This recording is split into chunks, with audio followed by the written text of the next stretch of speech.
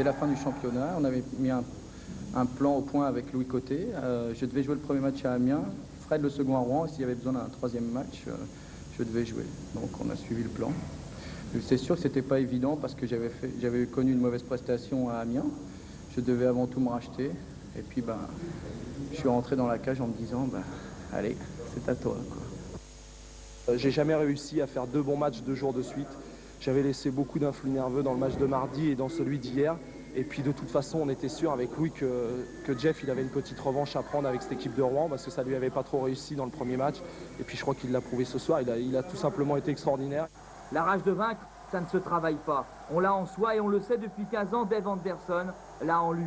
Et c'est Rouen qui tremble, comme la mitaine de son gardien Antoine Minjimba qui laisse échapper un palais que François Richer renvoie comme une balle sortant d'un revolver assassin. En 2 minutes, d'un coup de crosse, Amiens a tout balayé et Amiens sourit. Rouen, vainqueur déjà, 7 fois sur 8 d'Amiens ne veut y croire. Pat Deller redonne enfin le feu sacré aux Dragons. C'est sûr, Rouen va égaliser.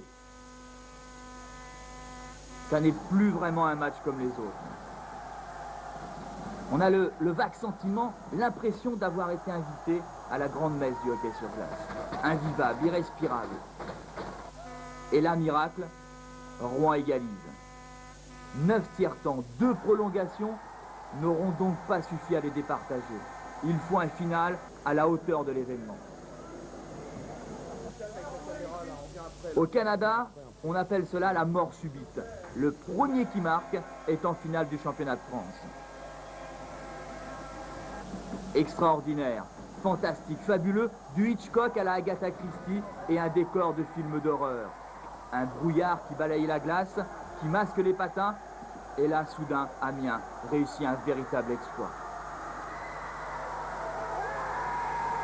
C'est une relance de Louis Côté qui a intercepté un palais des Rouennais à la bleue. J'ai coupé sur le bord de la balustrade, à sa droite, il m'a fait une passe parfaite.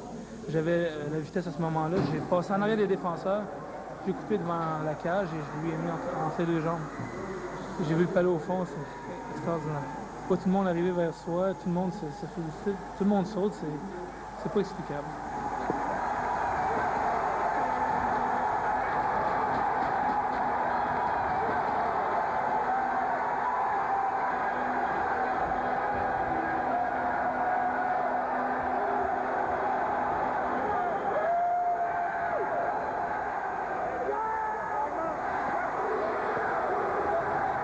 C'est extraordinaire parce que tout le monde donnait Rouen favori, tout le monde donnait Rouen champion de France dès la fin du championnat, même avant les playoffs, on disait Rouen c'est les plus forts, c'est les plus forts.